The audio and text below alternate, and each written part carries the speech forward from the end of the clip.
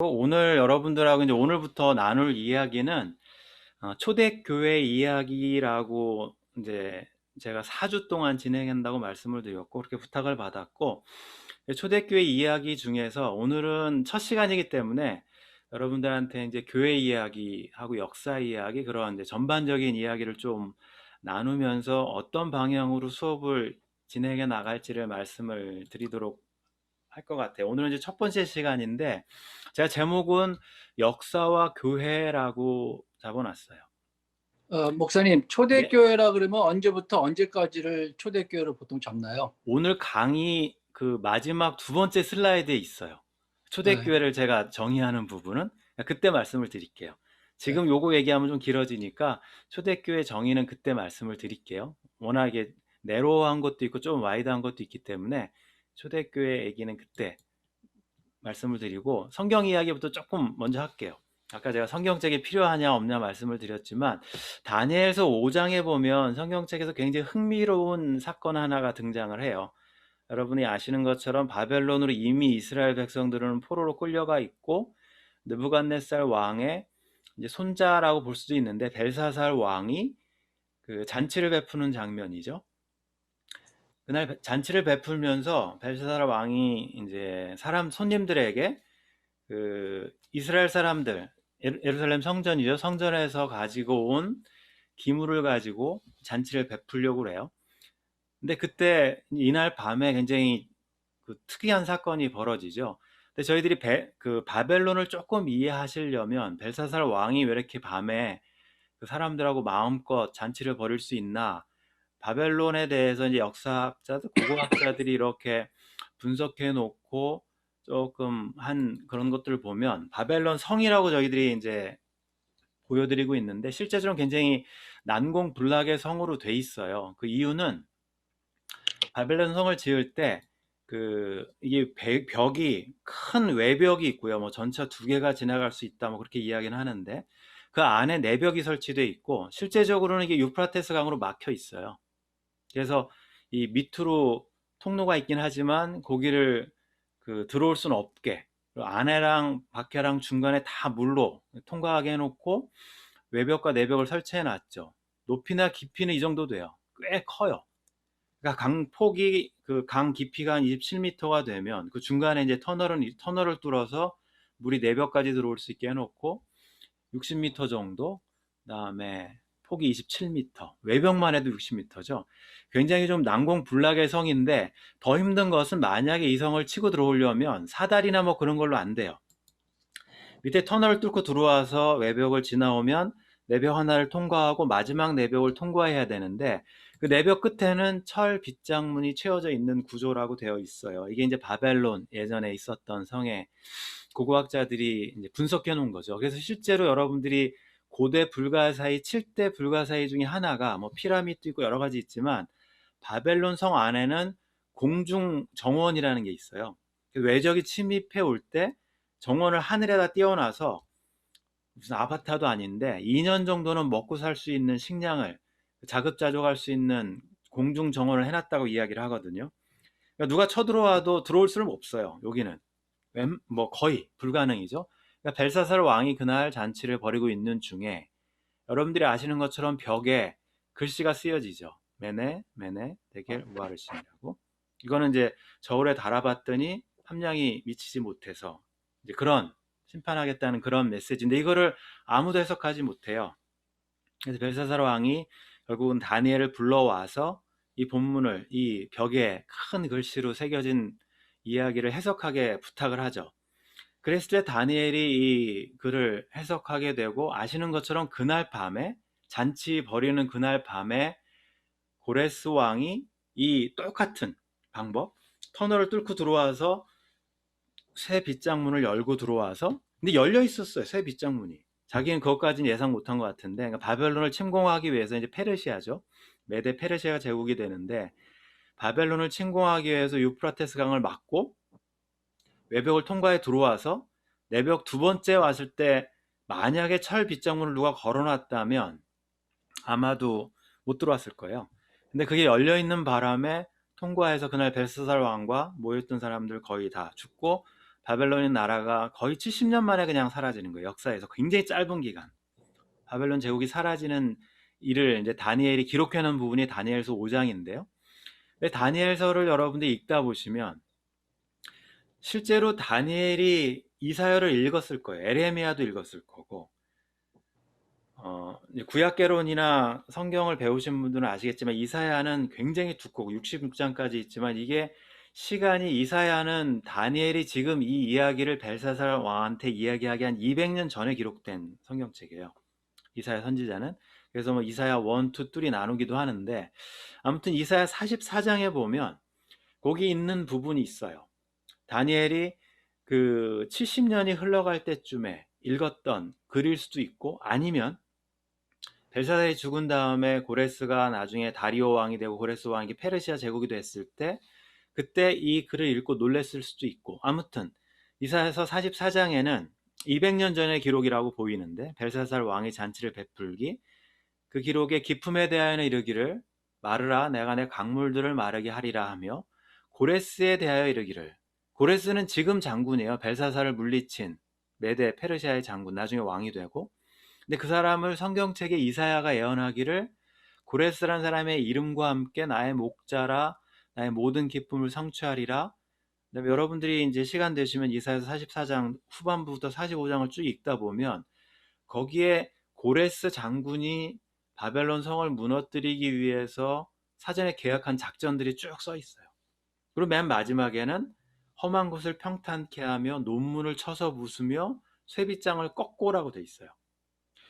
다니엘이 만약에 이사야서를 가지고 고레스한테 이렇게 보여줬어요. 200년 전에 쓴 우리 조상들이 쓴 선지자가 쓴 글에 왕의 이름이 있고 왕이 다니엘은 모르죠. 무슨 작전이 펼쳐졌는지. 근데 이런 글이 있어서 가져왔습니다. 보여줬다면 고레스 왕이 이 글을 읽고 엄청나게 놀랐을 거란 이야기죠. 저희들이 성경책을 갖고 있는데 성경책의 이사야와 다니엘의 그 200년 간극을 다니엘이 보고서 깜짝 놀랐을 거고 다니엘이 에레미야를 읽으면서 에레미야랑 이사야에 써 있는 글이 나 다니엘이 책을 통해서 하나님께서 말씀하신 게 있는데 에레미야서에 있는 구절들이에요. 70년이 지나면 이 포로 생활이 그치고 이스라엘 백성들이 본국으로 돌아갈 수 있을 거다. 그 예언이거든요. 근데 다니엘이 70년 만에 그걸 본 거고 공부를 했으니까 다니엘은. 그래서 그것을 가지고 어떻게 보면 액션을 취했을 수가 있어요. 고레스한테 도전을 하는 거죠. 하나님의 플랜 안에 고레스 왕도 있는 거고 우리 포로로 끌려온 이스라엘 백성들도 70년 만에 돌아갈 수 있는 돌아가야 되는 어떻게 보면 하나님이 그렇게 만드셨기 때문에 라는 이제 이야기예요. 이게 다니엘서 5장에 있는 이야기인데 이사야랑 에레미야랑 이렇게 구약을 종합해서 읽다 보면 충분히 다니엘도 놀랬을 거고 고레스도 놀랬을 거라는 걸 저희들이 이해할 수 있죠. 성경이라는 걸 저희들이 갖고 있을 때 이제 조직신학 공부하신 분들이나 성경의 계시론에 대해서 공부하신 분들은 성경을 이야기할 때 하나님의 계시라고 저희들이 이야기해요. 하나님이 자기를 보여주는 모습이죠. 내가 누구다라 알려주는 모습이고 하나님의 성품과 하나님의 계획과 하나님 나라와 하나님의 이제 모든 것들을 알려주는 걸 계시라고 해요. 보여주는 거예요. 리빌이 벗겨내다는 거기 때문에. 근데 그 계시를 이야기할 때 하나님이 자기를 보여주시는 방법이 일반 계시하고 특별 계시라고 이야기해요. 일반 계시에 들어가는 것들은 하나님이 만들어 주신 우주가 잘 운행하는 것. 그러니까 과학자들이죠. 예전에 뉴턴이나 갈릴레오나 다 과학자들이면서 성경을 통해서 하나님을 만나려고 자연을 통해서 만나려고 했던 사람들인데 로마서에 보면 인간의 양심을 통해서도 하나님을 알 수 있고 역사를 통해서도 알 수 있어요. 하나님의 섭리라고 저희들이 이야기하는 부분이니까. 특별 계시는 하나님이 특별히 나타나는 부분이에요. 출애굽기에서 현현하심으로 구름 기둥과 불 기둥과 목소리로 가장 특별한 건 예수님이고요. 그리고 저희들에게 읽혀질 수 있고 이해될 수 있도록 하나님이 알려주신 부분을 성경이라고 이야기해서 특별 계시 중에서 성경이라는 게 굉장히 독특한 하나님을 알 수 있는 방편이 되는 거죠.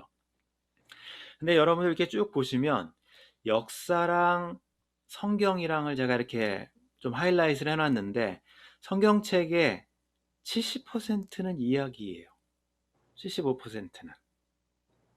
여러분들이 모세오경이라고 이야기하는 창세기부터 출애굽기, 레위기, 민수기, 신명기 앞에 창세기, 출애굽기는 모두가 역사 이야기예요. 민수기 역사 이야기, 사무엘, 열왕기, 열왕기하 역사 이야기, 복음서, 사도행전 역사 이야기. 에레미야뿐 아니라 굉장히 많은 부분들의 그 모든 백그라운드에 역사가 깔려 있어요. 그 역사를 어떻게 보면 기준으로 놓고 하나님께서 자기를 보여주신 거를 기록한 것이 성경이죠. 그러니까 성경의 반 이상이 역사 이야기예요. 역사를 통해서 하나님을 우리가 알 수 있는 거죠. 여러분들이 하나님을 만나고 싶으시고 알고 싶으시면 성경을 예수님을 통해서 가장 쉽고 확실하고 완전한 방법이고, 성경책 더불어서 과학자들처럼 뭐 자연과학을 통해서도, 연구를 통해서, 아니면 역사를 통해서도 하나님을 알 수가 있어요.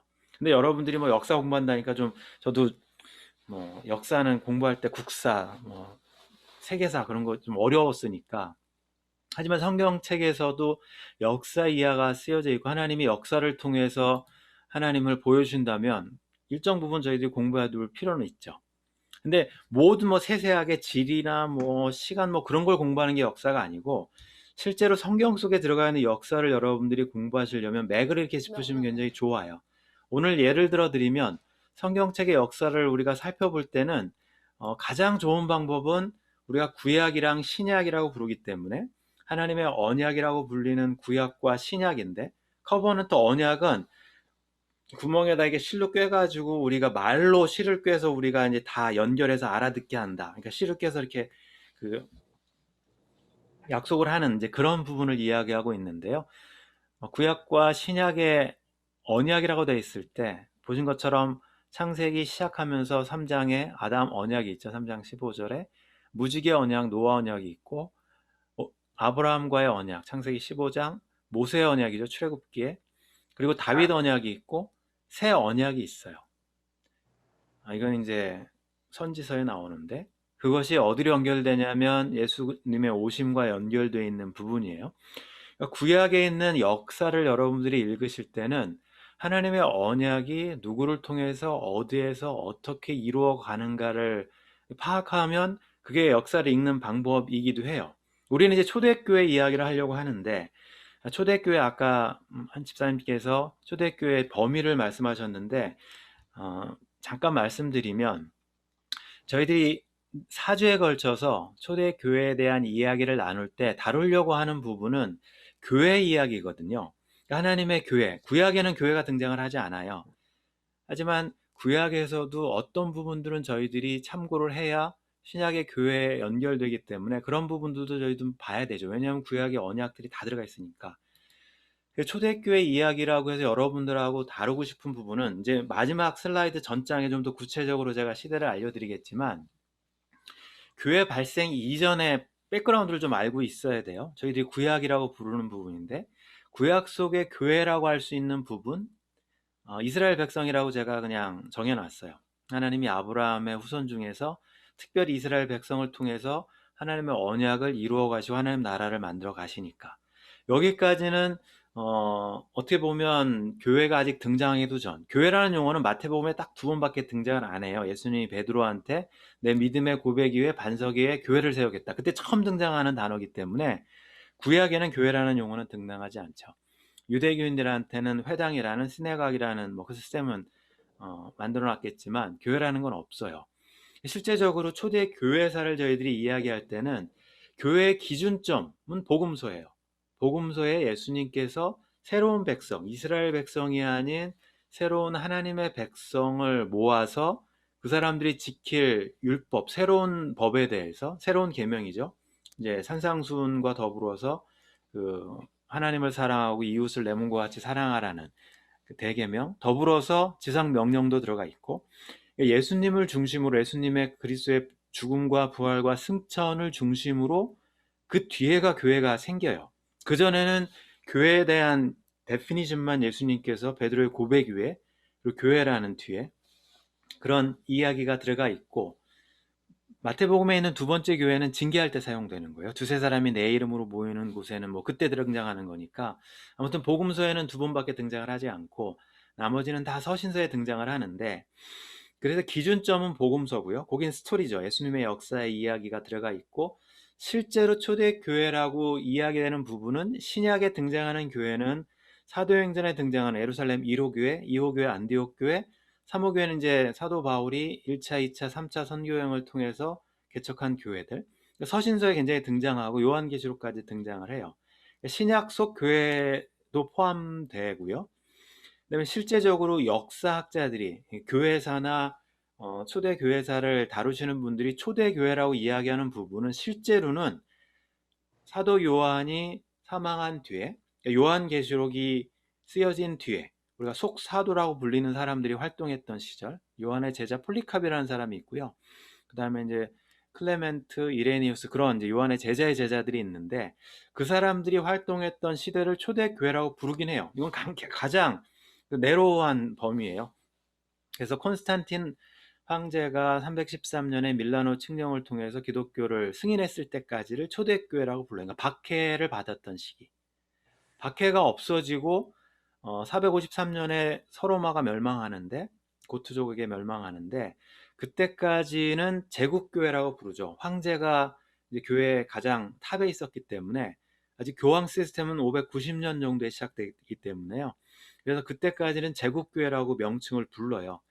그래서 초대교회사 하면 대부분 그 제자의 제자들부터, 폴리카비 활동했던 시대부터 시작해서 그 그레고리 1세라고 불리는 590년에 교황이 등극했던 그 시기를 다루는 걸 우리가 초대교회사라고 불러요. 가장 엄밀한 의미로는. 더 엄밀하게 말하면 제국교회 전까지를 부르기도 하고. 근데 저랑 같이 다룰 부분은, 그런 부분들은 만약에 구약의 이야기, 신약의 이야기를 빼놓고 점프해서 그냥 저기로 가버리면 교회 기준을 여러분들이 잡을 수가 없어요. 교회가 뭔가. 왜냐면 역사 속에 등장하는 교회랑 복음서에서 예수님께서 말씀하신 교회나 서신서에 등장하는 교회랑 달라진 경우라면, 우리의 역사의 샘플만 가지고서는 교회가 뭔지를 알 수가 없어요. 또 복음서에 등장하는 예수님의 가르침이 과연 하나님께서 이스라엘 역사를 통해서 창세기부터 쭉 연결해온 이스라엘 백성하고 무관하진 않거든요. 연결점이 있고, 그러니까 계속성이 있고 단절된 게 있는데, 계속성을 여러분들이 이해하시려면 기준은 복음서지만 그 전에도 살펴봐야 되고 그 이유도 살펴보면서 공부하시는 게 굉장히 좋다고 말씀을 드려요. 그래서 저랑은 오늘은 구약 속에 있는 교회에 대해서, 그러니까 초대교회를 다루기 전에 배경에 대해서 좀 살펴볼 거고요.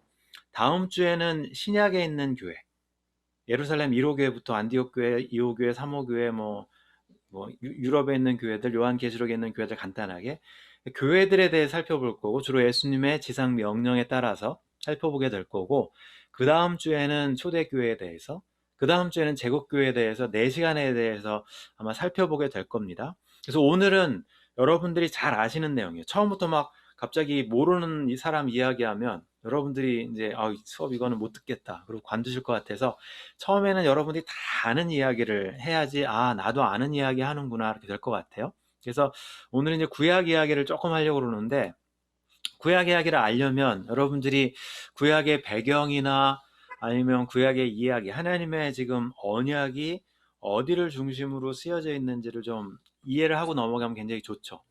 그 핵심에는 언약이 있다고 말씀드렸고, 그 핵심에 있는 부분들은 제가 간단하게 말씀을 드리겠지만, 지도를, 요게 우린 한국이 없어요. 미국도 없고 그 뒤편에 있기 때문에.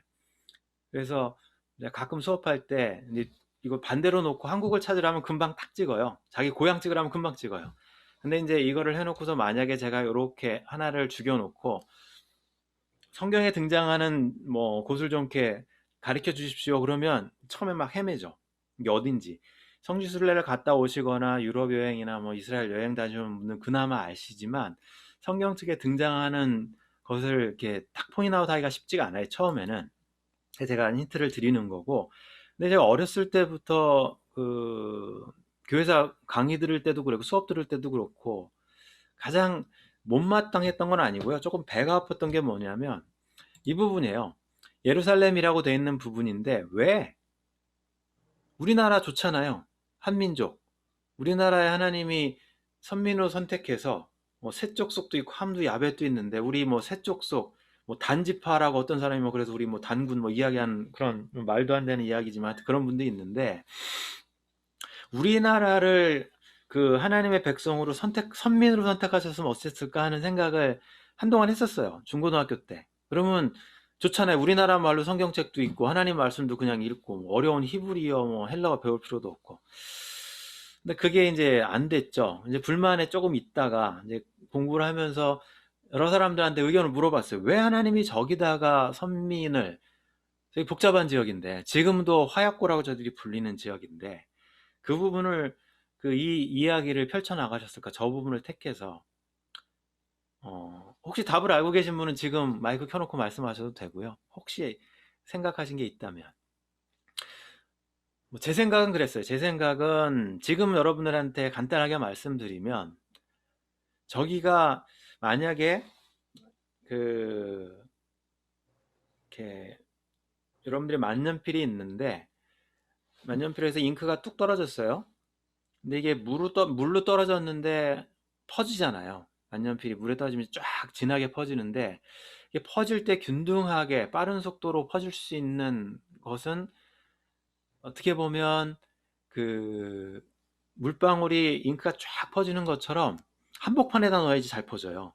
저 어떤 대학 구석에다 놔봐야 한쪽 끝까지 가려면 꽤 오랜 시간 걸려요. 그쪽은 금방 짙어지겠지만 하나님이 선택하신 약속의 땅은 공교롭게도 문명이 만나는 지역이에요. 유프레테스 강, 티그리스 강 있죠. 나일강 있죠.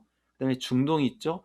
더불어서 유럽이 있어요. 성경책에 등장하는 곳은 모든 문명이 등장한 콜럼버스 이전에는 뭐 아메리카는 위로 없는 거니까. 그러면 아시안, 그다음에 유러피언도 있고 그다음에 아프리칸도 있어요. 미들이스트도 있어요. 그러니까 다시 말씀드리면 원래는 여기서 이제 이게 황제의 통로라고 그래서 여기 이제 파라오라고 부르죠. 바로왕 무역이 성행했던 지역이고 여기 뭐 다 중요한 길이기 때문에 실크로드처럼 중요한 길이기 때문에 모든 문명이 만나는 곳이에요. 여기 있으면 아프리카든 중동이든 아시아든 유럽이 다 만날 수 있는 곳이죠. 복음을 만약에 선교한다면 가장 요충지는 저곳이에요. 만약에 우리나라 반도에다가 물방울이 잉크방울이 떨어졌다면 이거는 뭐 나갈 곳이 한 군데밖에 없어요. 중국으로 넘어가서 배 타고 뭐 다른 데 갈 수가 없어요. 근데 저기는 배로 육로로 어디든지 다 퍼져갈 수 있는 최적의 요건지가 아닌가 생각이 돼요. 그래서 하나님이 저기다 부르신 저기를 택하신 게 아닌가라는 개인적인 생각이죠. 아시는 것처럼 고대 근동에 있는 문명에 만나는 지점이고 그리고 여러분들이 창세기를 읽어 가셨으면 셈과 함과 야벳이 만나는 지역이기도 해요.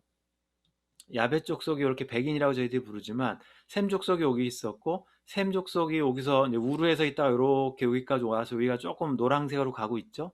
이 지역이 그러니까 함 후예들에 있는 데에 셈의 후손인 아브라함이 치고 들어가는 거죠. 함의 후예들이 이렇게 있고 여러분들 세계사 배우시거나 하신 분들은 알지만 함이 뭐 노아의 아들 중에 뭐 저주받아서 아프리칸이 됐다. 그런 거는 유럽 사람들이 노예 판매할 때 그때 만들어낸 말도 안 되는 어거지 신학이기 때문에 그런 건 여러분들이 뭐 받아들일 필요가 없고요. 그런 건 성경책에 전혀 없어요. 셈, 함, 야벳이 이렇게 흘러가 있는 게 보이고 아브라함의 이야기가 여기서 이제 시작이 되죠. 이미 우르는 여러분들이 그 아담, 노아, 다음에 바벨탑이 세워진 지역이라고 저희들이 이야기해요. 지그라트라고 부르는데 신할평이라고 부르는 곳에 그 홍수가 또 있으면 사람들이 무서우니까 물에 잠기지 않기 위해서 높이 탑을 쌓은 바벨탑이 있었던 곳. 그러니까 고대 문명 중에 가장 발달했던 문명이죠. 메소포타미아 문명이라고 저기들이 이야기하는데 이집트 문명보다 좀 더 발달했어요. 그때는. 거기 왜냐하면 그냥 진흙으로 돌같이 딱딱하게 만들 수 있는 기술을 개발했다는 얘기거든요. 신석기에서 구석기로 넘어가는 시대예요. 구석기에서 신석기로. 그냥 흙을 사용하고 돌을 사용한 게 아니라 흙을 사용해서 돌처럼 만들 수 있는 기술이니까 이제 신석기로 넘어가는 거죠. 기술 문명이 올라가는 거니까. 바벨탑을 쌓았다는 이야기는.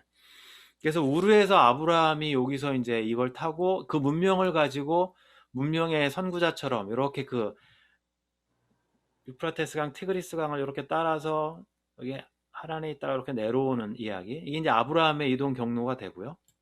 이게 중요한 게 아니고 실제 중요한 건 출애굽 이야기인데, 거기 있다가 이스라엘 백성들이 이집트에 있다가 홍해를 건너서 시내산을 통해서 이렇게 약속의 땅으로 가는 장면입니다. 여기서 굉장히 중요한 하나님의 언약 이야기가 등장을 하기 시작해요.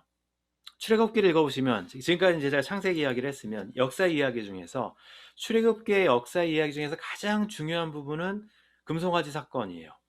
왜냐하면 금송아지 사건을 중심으로 위아래가 이렇게 균등 배분돼 있어요.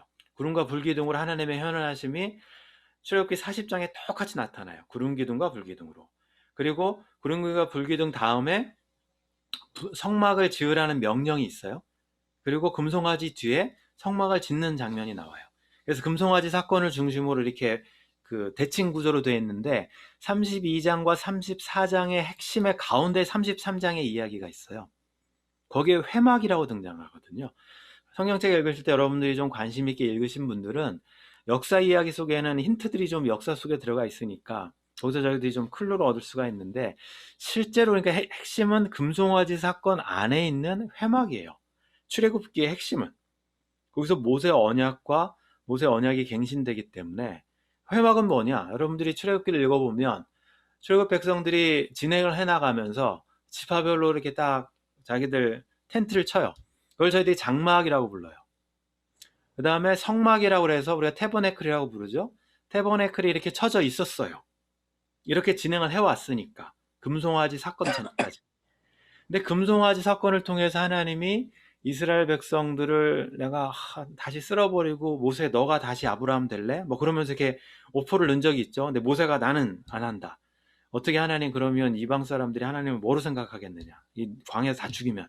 그런 일 절대 없습니다. 그래서 오퍼를 거절해요, 모세가.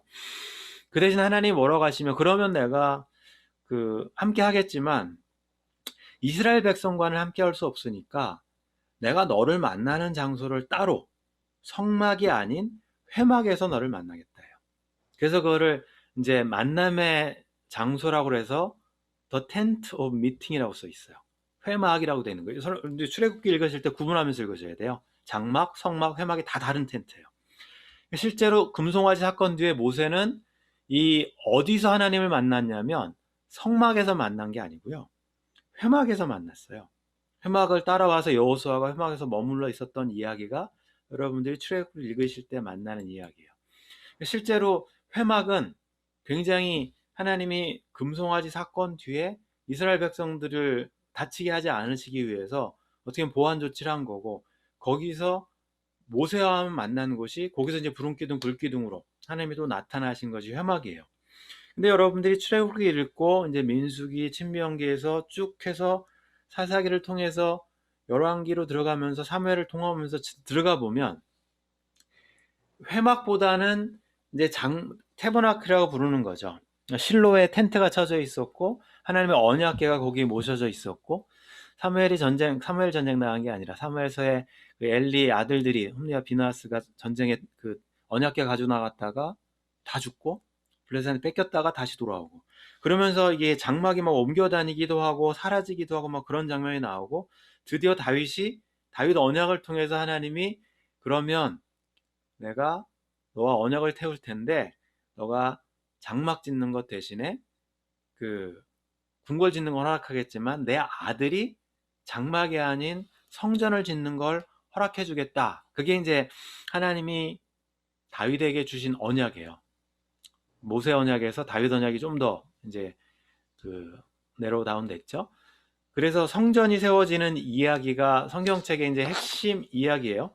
실제적으로는 그래서 보면, 성경책을 읽다 보면 이 회막에서 하나님이 이스라엘 백성들하고 떨어져 있었던 하나님이 성전을 지을 때 보면 다시 성막으로 들어오시고 다시 이스라엘 백성들로 들어오시는 이야기예요. 이스라엘 사람들이 그러면 금송아지 짓기 전처럼 뭐 죄를 안 졌느냐? 아니면 금송아지를 다시는 안 만들었느냐? 절대 그렇지 않아요. 하나님이 굉장히 양보해 주시는 거예요. 성경책 이야기는. 선악과부터 계속해서 사람들은 끊임없이 실수하고 반복된 죄 안에서 하나님이 자꾸 떨어지면 인류를 구원할 방법이 없으니까 하나님이 어쩔 수 없이 더 가까워지는 거예요. 제가 교인들한테 이 부분 같이 성경 공부할 때는 사랑하는 사람이 지는 거예요. 할머니 할아버지가 손주 생기면 가잖아요. 자꾸 보러. 그거예요. 더 사랑하는 사람이 더 가까이 가요. 성경책 이야기는 하나님이 사랑하기 때문에 회막에 있다가 더 보러 가까이 오셔서 숫째 그냥 머무르시는 사건이고, 숫째 성육신으로 인간의 몸으로 오시는 이야기가 성경책 이야기, 그걸 보여주는 이야기가 성막이고 성전의 이야기고요. 그래서 다윗을 통해서 이제 성막이 유대에서 그 성전이 세워지죠. 그러면 우리 생각에는 이 성전이 세워졌으니까 이 하나님의 그 언약이 성취가 되고 이게 마무리가 돼서 성전을 돼서 나라가 이제 부강해지고 하나님의 땅이 중심이 돼서 모든 쪽으로 뭐 이집트, 아프리카, 그다음에 중동, 아시아, 유럽까지 솔로몬이 성전을 세워놓고 기도했던 것처럼 이방민들이 이곳에 와서 기도하면 하나님 응답해 주십시오. 선교비전까지 다 들어가 있죠. 실제적으로는 하나님의 백성으로서의 삶에 대한 규정과 그 신명기나 레위기나 민수기에 예배에 대한 규정과 선교에 대한 모든 것들이 성전을 중심으로 하나가 된 이스라엘 백성 안에 다 들어있어요. 이스라엘을 제가 구약의 교회라고 부른 이유가 신약의 교회들한테 원하시는 그런 샘플이 그 안에 들어있어요. 다음 주에 좀 더 구체적으로 다루겠지만 지상 명령 안에 교회가 해야 될 일이 들어가 있거든요. 가서 그다음에 침례주고 지킬 때까지 가르쳐서 제자를 삼아라. 지상 명령이죠. 그 안에 선교와 그리고 가서 침례주는 교회, 멤버십하는 교회, 예배하는 것과 지킬 때도록 가르치는 교육이죠. 삶이 변하는 게 제자가 되는, 예수님 닮아가는, 그게 다 들어있어요. 일련의 과정들이 다 들어있는데 구약에 있는 것도 성전에 가서 예배하면서 하나님과 교제하고 그 다음에 이제 거룩한 사람으로 돼서 다시 한번 또 사람들에게 그 출애굽기에 있는 게 그거잖아요. 앞에는 하나님을 위한 명령이지만 나머지는 다 사람들과의 관계거든요. 거룩한 삶을 살아서 이방 민족까지 아브라함에게 주셨던 축복처럼 모든 민족이 너로 인해서 복을 받을 거다. 선교 명령이거든요. 그것이 다 전달돼 있고 그 안에 들어가 있어요. 핵심이. 그러니까 성전을 중심으로 모든 게 돼 있고 성전은 더 넓게 말하면 에덴 동산의 샘플이에요. 에덴 동산 하나님이 거하셨잖아요. 아담과 하와가. 거기서 예배하잖아요. 그러면 성전의 핵심에는 지성소가 있고 하나님이 그 안에 임재하신다는 이야기는 만나 주셔서 아담과 하와가 범죄했을 때는 만날 수가 없잖아요. 그러니까 실제적으로 성전은 에덴 동산의 모형이에요.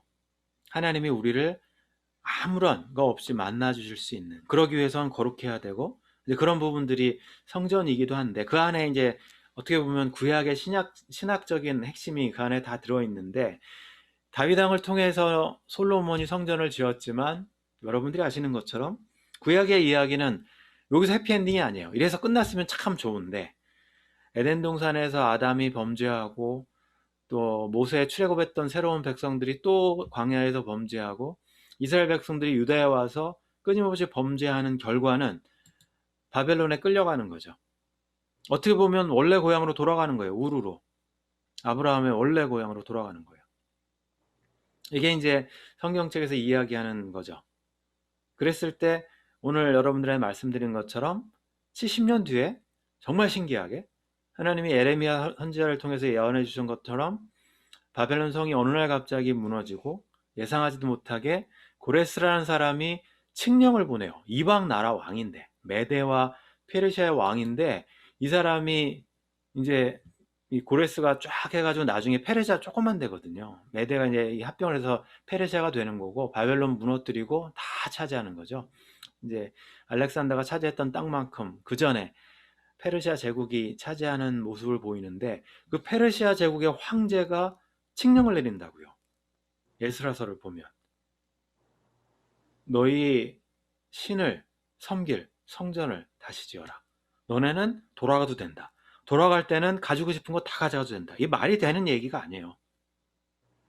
다니엘은 고레스 다리오까지도 활동을 했기 때문에 뭐 귀족으로 예루살렘에서 끌려와서 바벨론 국가가 있을 때도 생존해 있었고 페르시아가 제국이 됐을 때도 다니엘은 끝까지 살아 있어서 거기서 이제 환상도 보고 그랬지만, 그러니까 다니엘이 이런 것들을 통해서 고레스가 고대 이스라엘 문서를 보면서 자기 이름을 확인하고, 그러면 하나님을 섬기는 유대인이 되고 뭐 그런 사람이 된 것이 아니고 하나님 자체는 인정하는 거예요. 마치 요나가 니느웨에서 복음을 전했을 때, 하나님 나라를 회개를 외쳤을 때 니느웨가 잠시 동안 회개했던 것처럼, 고레스는 하나님을 인정을 했기 때문에 예스라를 통해서 뭐 스룹바벨을 통해서 다 보내주는 이야기가 나오죠. 포로가 귀환을 합니다. 포로가 귀환을 해요. 하지만 구약의 이야기는 여러분들 읽으시면서 놓치지 말아야 될 것은 수사성에서 있었던 에스더의 이야기가 등장을 하거든요. 역사 속에서 하나님이 어떻게 활동하시는지를 보라는 이야기예요. 바벨론에 끌려왔어도 에스겔이 환상을 그발 강가에서 봐요. 하나님의 임재가 성전을 떠나서 강가에 나타나는 장면. 하나님이 성전에 안 계시고 포로지에 와 있어요. 난민촌에 와 있어요. 하나님이. 난민촌에 하나님이 와 계시는구나. 하나님의 임재는 성전뿐 아니라 우리가 포로로 끌려와서 이렇게 억울하게 있는 곳에도 하나님의 임재가 스랍이 이렇게 와 있구나. 나중에 환상을 통해서 다시 돌아가는 것도 보고, 다 돌아갔지만 에스더가 모르드게와 남아있을 때 수상궁에서 또 하나님이 역사하세요. 이스라엘 백성을 돌봐주세요. 이집트에 갔을 때 똑같은 이야기가 벌어지고, 요셉을 통해서. 그러니까 하나님이 거하시는 곳은 그곳이 거룩한 곳이에요. 모세에게 하나님이 호렙산에서 만나시면서 출애굽기 3장 14절에 보면, 13장에 보면 내 신을 벗으라고 그래요. 거룩한 곳이니 내 신을 벗어라. 모세가 40년 동안 그곳을, 먼지 풀풀 나는 곳을 40년 동안 목동하면서 다녔는데 그곳이 어떻게 거룩한 곳입니까? 신발 신고 맨날 더러운 곳이고 염소똥 있고 양 지나가고 배설물 있고 먼지 팔팔 나는 곳인데, 불도 막 야외에서 불도 나는 곳인데 하나님이 그곳이 거룩한 곳이라고 말씀하세요. 하나님이 계시면 거룩한 곳이에요. 수상궁이 됐건 바벨론 포로 그발 강가가 됐건 이집트가 됐건 요셉과 함께 하시니 그럼 그곳은 거룩한 곳이에요. 장소가 중요한 게 아니에요. 하나님의 임재 유무가 중요한 거지. 성전은 하나님이 임재했으면 거룩한 성전이지만 하나님의 임재를 상실하면 그건 더 이상 건물일 뿐이지 거룩한 성전의 기능은 없어요. 예수님께서 오셔서 하신 일이기도 하고요. 예수님이 오셨을 때의 모습은, 지도의 모습은 사마리아와 유대와 갈릴리. 이미 로마에 의해서 이스라엘은 BC 62년경에 이제 페르시아 다음에 뭐 셀류쿠스니 무슨 뭐 톨레미니 왕조가 막 있어요. 알렉산더 뒤에. 그러다 로마가 이제 확장이 되면서 이스라엘이 BC 62년에 식민지가 되고요. 나라가 없어지고 대신 헤롯 왕에게 분할을 줘요. 왜냐면 헤롯이 자기 조기 유학을 갔거든요. 에돔 족속인데 이두메라고 돼 있죠. 조기 유학을 가서 로마에서 있다가 친구를 잘 사귀었는데 그 친구가 그 감옥에 갇혀요. 자기도 같이 감옥에 갇히죠. 근데 공교롭게도 친구가 나중에 풀려나서 귀족 친구였는데 그 친구가 황제가 돼요. 그래서 그 친구 덕에 헤롯이 이스라엘 땅의 왕이라는 칭호를 받으면서 이제 자기가 다스리게 되죠. 그게 이제 헤롯이 왕이 돼서 이스라엘로 돌아오게 되고, 이스라엘의 로마식의 가이사랴라는 시저라는 이름이죠. 황제. 시저라는 도시를 해변가에다 만들어주고 자기 아들들에게 분봉을 만들어주고, 이런 이야기가 신약의 이야기고 예수님이 활동하실 때, 그러니까 예수님이 태어날 때는 그 그레이트 헤롯이라는 헤롯 대왕 때고, 예수님이 태어날 때 활동할 때는 그 아들들, 분봉왕이니까 위에 갈릴리 헤롯이죠.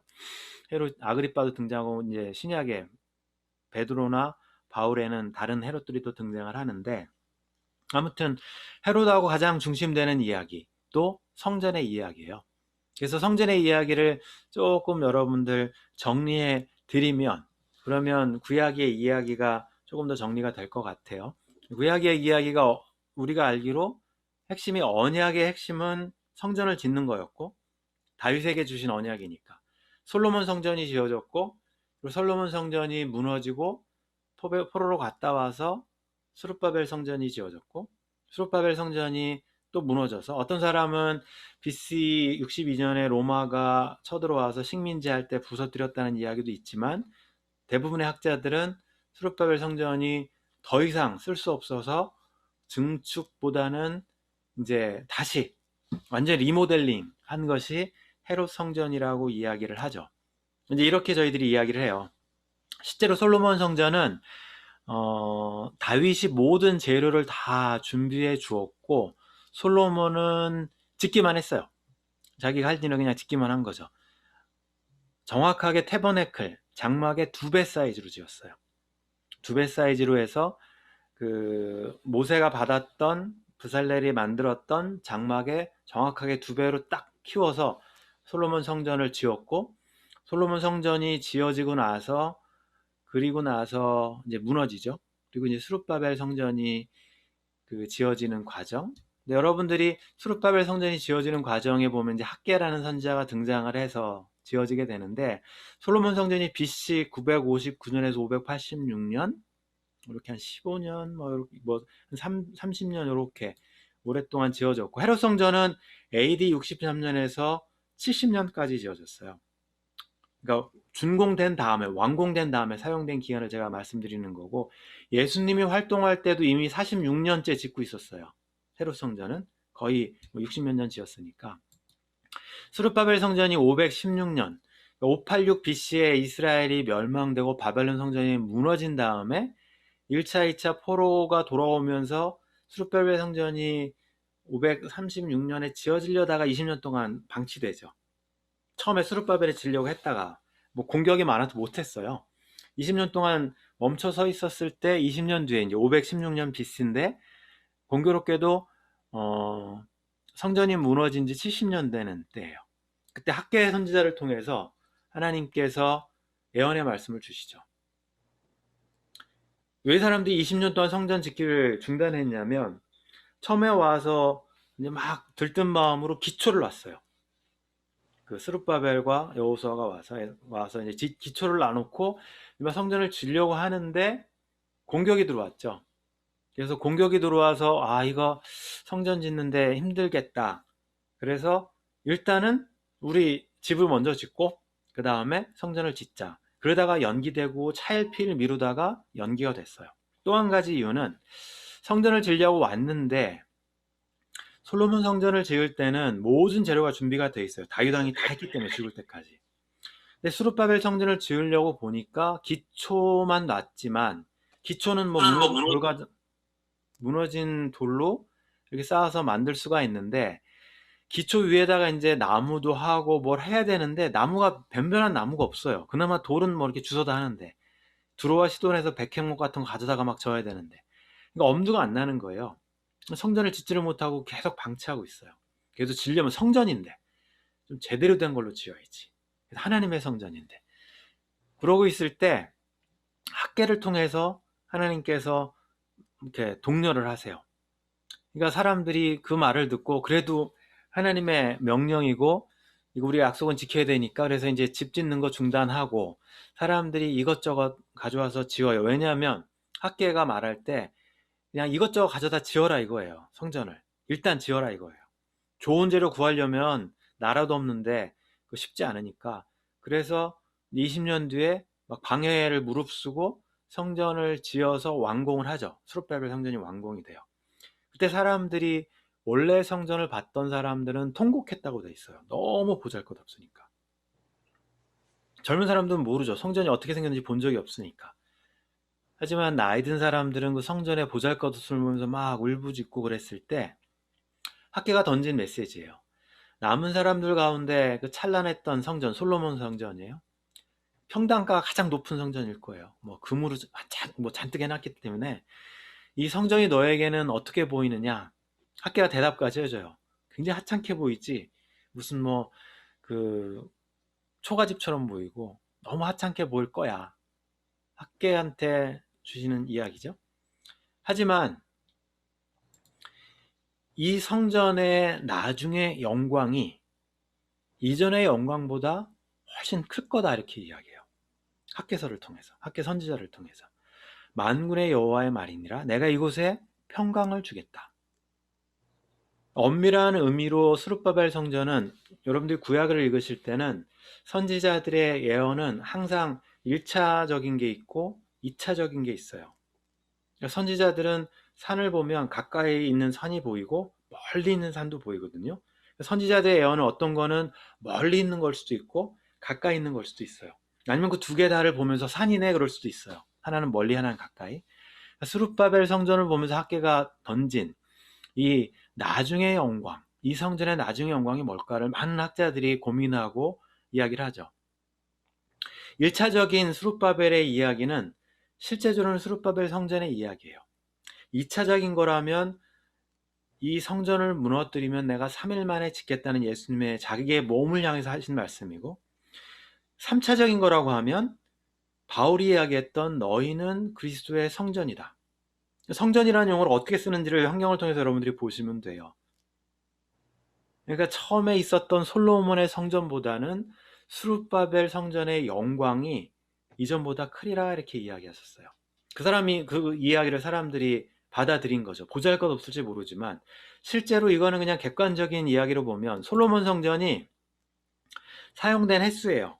한 3, 400년 쓰였죠.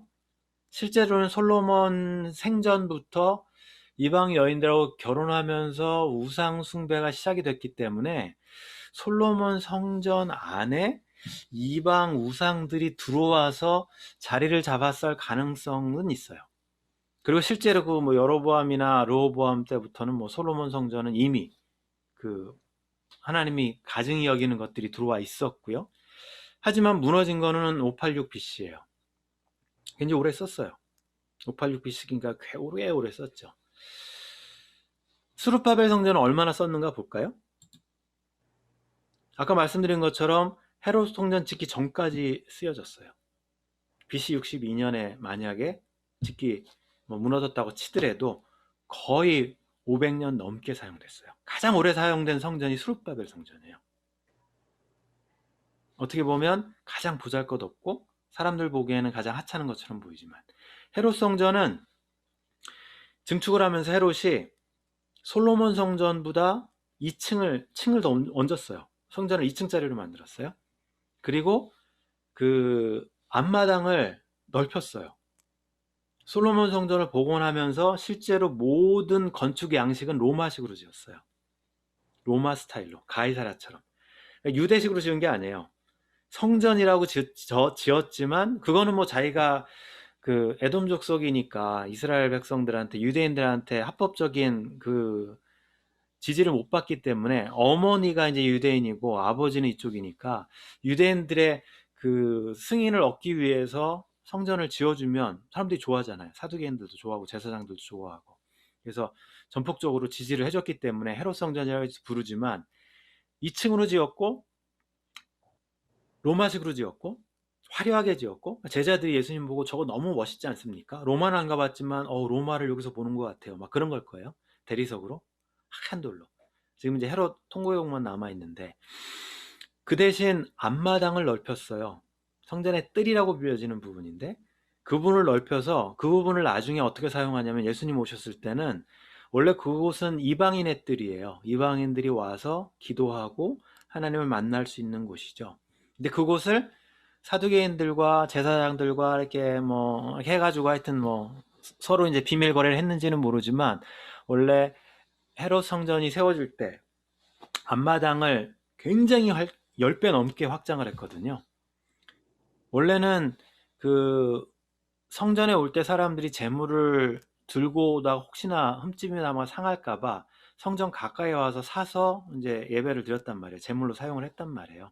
근데 헤롯이 그걸 보면서 사두개인들하고 제사장들하고 그 협정을 맺어서 박해 6개가 있었거든요. 점포라고 저희들이 부를 수 있는데 성전은 성전세기 때문에 세겔로만 사용될 수 있어요. 로마 돈 못 써요. 화폐가 로마인데 데나리온 다 로마 돈이죠. 근데 세겔로만 그 물건을 사서 성전세를 바칠 수 있어요. 2분의 1 세겔 내야 되니까. 그것이 6군데 중심으로 펼쳐져 있었거든요. 헤롯 성전을 중심으로. 근데 헤롯이 그것을 다 폐쇄시켰어요. 그리고 6개를 통폐합시켜서 독점권을 사두개인들한테 제사장한테 주고 성전 안에서 뜰에서 동물들을 사고 팔 수 있고 그다음에 세겔로 돈을 바꿀 수 있게 바꿔버렸어요. 모든 사람들이, 그러니까 그만큼 넓어야 돼요. 거기에 동물들이 가득 차 있어야 되고, 거기다 세관들도 가득 들어 있어야 되고, 예수님이 성전에 오셔서 하신 일이 그거부터 없애는 거잖아요. 그러니까 헤롯이 했던 것들은 굉장히 비즈니스 마인드가 셌고, 그래야 뭐 화려하게 지니까 굉장히 화려하게 지고 크게 짓긴 했는데, 완공식을 63년에 했어요. 그 시작해서 거의 뭐 예수님 활동하실 때가 46년째였고, 그 다음에 63년까지 졌으니까. 그리고 무너진 게 70년이에요. 딱 7년 썼어요. 준공 끝나고, 완공 끝나고. 가장 크고, 어떻게 보면 로마식으로 가장 화려하게 지었을지 모르지만, 가장 사용된 기간이 짧아요. 7년. 그걸로 지금, 벽만 남아있죠. 이거 이제, 그, 화가가 그린 그림인데, 이건 1800년대 말에 그린 건 19세기 화가인데요. 이탈리아 화가인데, 예루살렘 성전의 파괴. 굉장히 상징적으로 제단을 굉장히 크게 그렸어요. 원래 그렇게 크지 않을 텐데. 거기 떨어지고 싸우고, 여기 보면 메노라 막 들고 가는 사람도 보이고, 공격하는 사람도 보이고, 여기서 이렇게 박수 치는 게 디도 장군 같은데, 디도 장군의 모습도 보이고, 막 손으로 막 그런 거, 이런 모습들 보이는 거예요. 막 군인들한테 죽는 장면이고, 예루살렘이 AD 68년에서 70년에 이제 무너지는 과정을 통해서 성전은 사랑의 세상에서 사라졌죠. 구약의 핵심이 어떻게 보면 성전인데, 성전이 사라지면 모든 게 사라질 줄 알았죠. 근데 예수님께서 이 땅에 오셔서 말씀하신 것처럼 성전이 사라지고 나니까 새로운 하나님의 백성들이 이제 활동하기 시작해요. 그것을 저희들이 교회라고 불러요. 근데 그 교회 안에는 제가 잠깐 간단하게 말씀드렸지만, 하나님께서 왜 성전을 이스라엘 백성들한테 다윗 언약을 통해서 세우러 가셨는지 그 목적이 거기 다 들어가 있어요. 똑같아요. 교회랑 성전이랑. 화려한 게 중심이 아니고 기능이에요. 기능. 그 기능이 사라지면 하나님은 성전도 무너뜨리실 수 있어요.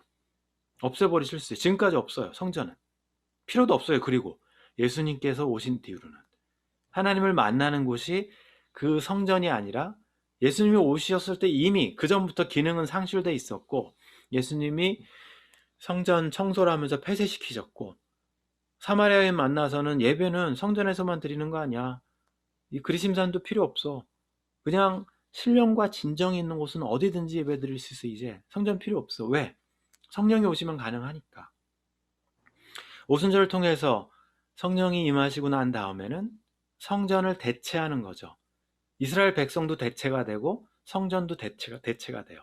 뭐로 대체가 되냐면 건물이 아닌 사람들의 모임으로. 그게 교회예요. 다음 주에 이제 교회에 대해서 저희들이 조금 더 구체적으로 살펴보도록 하겠지만, 그래서 교회가 200~300년이 됐을 때는 로마 제국에 엄청나게 퍼져요. 전체가 교회가 퍼져요. 200~300년 만에. 성전이 없는데도 불구하고.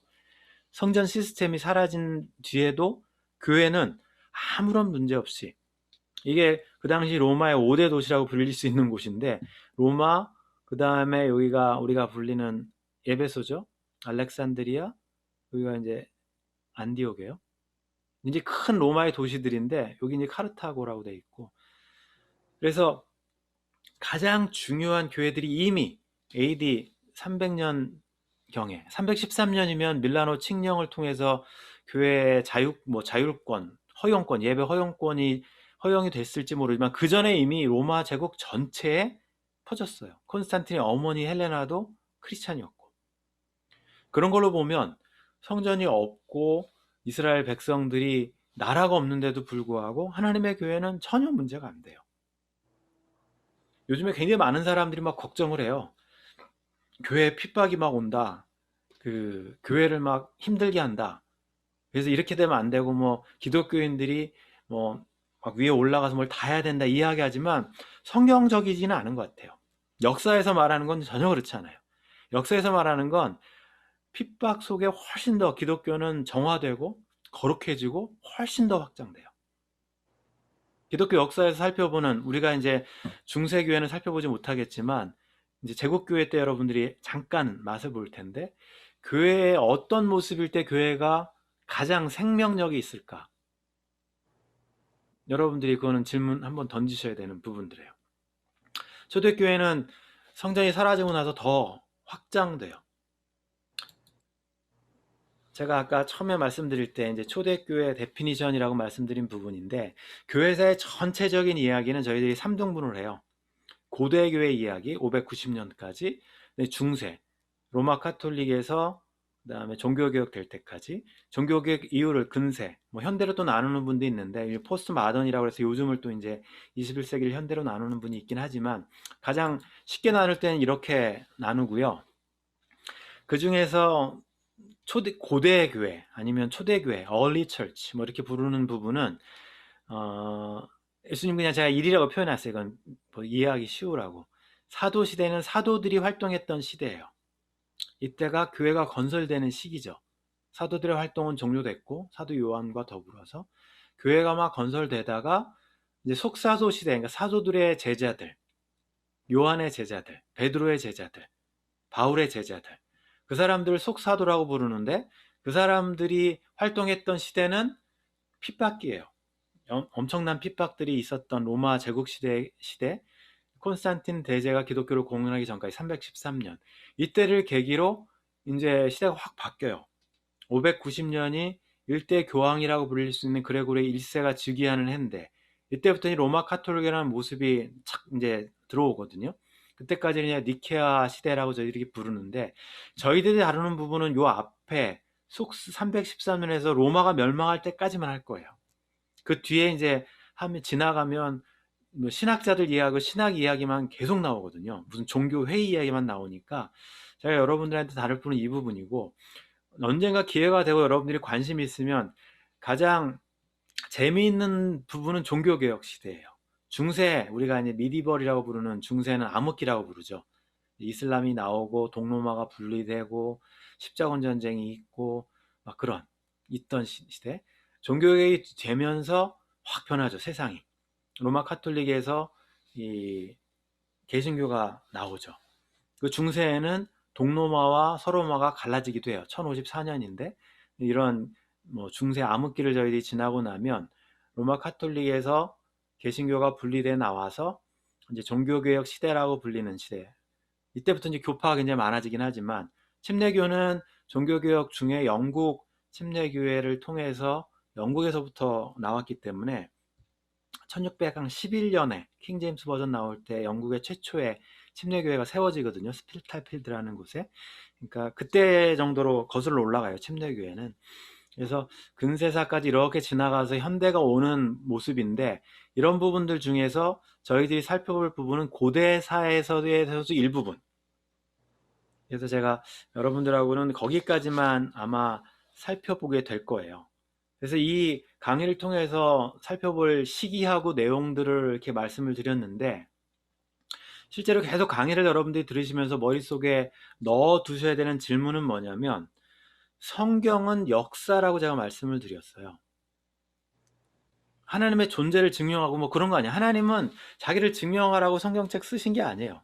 그냥 우리한테 계시하시는 거예요. 보여주는 거예요, 그냥.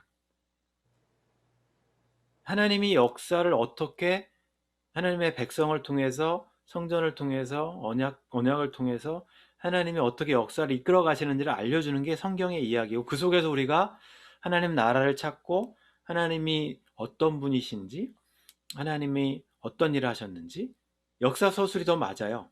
막 철학자들이 가서 뭐 하나님은 뭐 토마스 아퀴나스처럼 신의 존재 증명 뭐 그런 거 하려고 성경책에 써 있는 게 아니에요.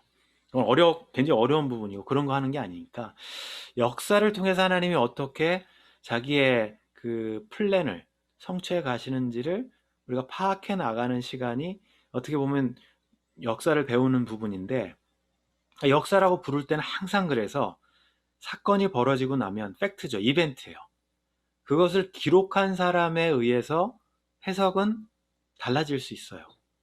똑같은 축구 경기를 봐도 그 차범근 해설위원이 하는 거랑 이영표 해설위원이 하는 거랑 달라요. 해설이. 똑같은 축구를 보는데. 똑같은 사건이 벌어졌는데 하얼빈에서 윤봉길 의사가 뭐 거사를 했어요. 그럼 우리나라 사람들이 기록한 것과 그 다음에 일본에서 기록한 건 전혀 다른 거죠.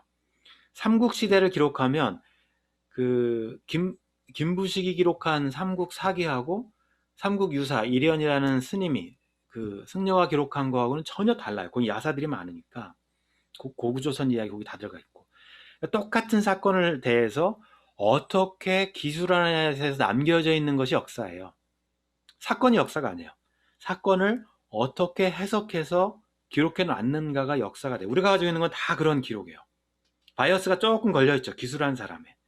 성경책 역사의 기록은 하나님이 어떻게 역사를 서술하는지 이방인이 쓴 게 아니라 하나님께 영감받은 저자들이 기록해낸 거예요. 굉장히 바이어스가 많이 걸렸다고 말할 수 있어요. 하나님의 목적이 그 안에 들어가 있는 것을 우리가 추출해내야 돼요. 뽑아내야 돼요. 그냥 역사학자들이 보는 역사가 아니에요. 이 안에는 굉장히 주관적인 하나님의 그 목적과 그런 것이 들어가 있는 게 하나님의 성경책이에요. 저희들이 초대교회사를 볼 텐데 똑같은 관점으로 여러분들이 보셔야 돼요. 그냥 몇 년도에 교회가 생겼고 없어졌고 몇 년 뒤에 교회가 생겼고 없어졌고 그거는 인포메이션을 보려고 우리가 배우는 게 아니니까. 과연 교회는 무엇인가에 대한 질문. 왜 하나님이 성전을 무너뜨리시고 오순절 이후에 교회라는 에클레시아라는 불러 모은 사람들의 모임, 건물이 아닙니다. 사람들을 불러서 교회라는 이런 거를 만드셨을까? 하나님의 나라를 이루시려고. 예수님이 허접한 12명, 어부 출신, 그래도 좀 글 좀 알고 공부하는 사람은 뭐 마태? 세리했으니까 똑똑하겠죠? 그 사람 말고는 별로. 한 명은 성격이 욱한, 뭐, 천둥의 아들 있어요. 그 요한과 야고보. 또 하나는 열심당 당원인 것처럼 보이는 가룟 유다도 있고, 베드로님은 어부 출신들이죠. 뭐, 다들 좀 그래요. 사두개인 출신 하나도 없고, 라피 출신 하나도 없고, 바리새인 출신 하나도 없어요. 어떻게 보면 평범 이하 사람들인데 그 사람들을 불러놓고 다 이루었다고 말씀하시고 떠나세요. 그리고 그 사람들한테 명령을 주시고 떠나시고 그리고 이제 다 됐다고 말씀하세요. 아무것도 하신 거 없고. 근데 그 사람들이 교회를 만들면서 세상이 뒤집어지고 바뀌게 되는 건데 교회가 과연 무엇인가를 저희들이 초대교회를 보면 혹시 힌트를 찾을 수 있지 않을까? 사도행전에 등장하는 1호 교회 보면 2호 교회 보면 3호 교회 보면 교회가 과연 뭔지 또 교회에 주신 사명이 무엇인지 초대교회는 과연 사명을 잘 했는가 여러분들이 예루살렘 교회는 100점 만점에 100점 뭐 안디옥 교회는 2호 교회니까 98점 뭐 저쪽 에베소 교회는 그래도 두란노 학당도 있고 그랬으니까 한 95점 그렇게 주실 거예요. 저 고린도 교회는 너무 못됐으니까 거기는 한 10점 만점 100점 만점에 한 과락이랑 한 60점 여러분들이 만약에 점수를 매긴다면 현도교회는 그런 관점으로 여러분들이 초대교회사를 같이 공부하시면 좋을 것 같아요. 숙제는 아니고요. 여러분들이 공부하시면서 그 구약교회 오늘 여러분들이 그냥 구약의 역사를 제가 간단하게 설명을 드렸지만 구약의 교회를 만약에 하나님의 명령 제가 다음 주에는 저기 명령 A, B, C가 뭔지 답을 알려드릴 거고 뭐 이미 답을 알려드렸어요. 선교 명령과 그 다음에 그 침례를 주라는 부분이니까 공동체를 거룩한 공동체를 만들라는 명령이죠. 가서라는 것 넘어서 가면 이제 침례를 주고 공동체를 만들고 그 공동체가 그냥 공동체가 아니라 하나님의 말씀을 지키도록 가르치는 그러니까 삶이죠. 거룩한 삶이 나타나는 공동체. 그래서 총계 합계는 제자예요. 그게 명령이니까. 과연 구약교회가 실천을 했을까? 오늘 여러분들이 점수를 주면 성전이 있었지만 뭐 선교도 안 한 것 같고 유대인들 요나 오죽했으면 요나 뭐 선지자인데도 안 가겠어요. 선교 과락일 거야. 100점 만점이면 여러분들이 각자 한 점수를 매겨보세요. 몇 점 줄 수 있을까? 한 10점? 15점? 모르겠어요. 그 다음에 공동체를 제대로 세웠나? 이것도 꽝인 것 같고 하나님의 백성처럼 살았나? 신명기 법대로? 출애굽기 법대로? 아닌 것 같고 신약교회는 어땠을까? 초대교회는 어땠을까? 제국교회는 어땠을까? 현대교회는 과연 몇 점이나 줄까? 이건 여러분들이 숙제예요. 여러분들이 수업 들으시면서 채점표를 가지고서 수업 강의 들으시면서 이렇게 한번 메꿔보세요. 그러면 점수가 어느 정도 나올 것 같은데, 그러면서 비교해 보시면서 교회는 무엇인가, 어떤 곳이 되어야 되는가 한번 고민하시고 답을 좀 찾아보시면 좋을 것 같고, 이제 뭐 마지막 슬라이드고 이제 끝난 다음에 여러분들 각자 제가 소개를 부탁드릴 텐데, 질문도 그때 받고요. 그래서 역사에는 그 분명한 목적이 있어요. 제가 처음에 말씀드린 벨사살 왕의 이야기의 핵심은 하나님이 역사의 주관자란 이야기예요. 약속의 땅이든지 이집트든지 아니면 바벨론이든지 이방 왕도 하나님의 손아귀에 있는 거니까 역사를 주관하시는 하나님이에요. 그리고 하나님의 나라를 완성하기 위해서 처음부터 계속 진행되고 있어요. 살아서 역사하시고 말씀하시는 하나님의 이야기가 구약에 쓰여져 있고 신약에 쓰여져 있고 성경에는 없지만 역사에 쓰여져 있어요. 역사의 기록에. 저희들이 공부하는 이유는 그 속에서 찾는 거죠. 교회가 무엇인지. 더불어서 교회, 하나님의 백성이니까 하나님 나라를 수행하는 교회도 목적이 분명히 있겠지만 역사를 공부하는 또 다른 이유 중에 하나는 똑같은 거예요. 역사를 주관하신다면 우리 삶도 주관하실 텐데, 하나님이. 우리 삶도 분명히 목적이 있을 텐데, 그럼 우리 삶을 발견하려면 그동안 지나왔던 자기의 삶의 역사, 세계의 역사, 교회의 역사 다 집어넣어서 성경 말씀을 통해서도 하나님을 발견할 수 있고 하나님의 뜻을 찾을 수 있지만, 자기가 지금까지 지나왔던 길, 앞으로의 길, 하나님이 어떻게 우리 삶을 주관하시고 나에게 어떤 목적을 주셨을까, 지금 제대로 방향으로 가고 있나, 그런 걸 살펴보려면 지나온 걸 조금 돌아보면서 살펴봐야 돼요. 교회도 마찬가지, 개인도 마찬가지. 살펴보다 보면 그 안에서 조금 힌트가 나오지 않을까. 특별히 지금 저희가 어떻게 보면 전혀 새로운 시대를 코로나를 지나면 맞이하게 될 텐데, 지금 뭐 어쩔 수 없이 온라인으로 저희들이 각자 모이지 못하고 집에서 강의를 듣고 또 강의를 하고 있지만, 이 시대가 지나서 다시 예전으로 돌아가지는 못할 텐데 새로운 시대 때는 하나님이 우리에게 무엇을 원하실까? 이제 그런 부분들도 저희들이 질문을 던져야 되는 부분이 아닌가 싶어요. 그래서 여러분들이 초대교회사 이야기인데, 초대교회 이야기인데 전체적으로 들으시면서 이것저것 한번 같이 질문 던지시고 또 답도 찾아보시는 그런 시간 되면 좋을 것 같습니다.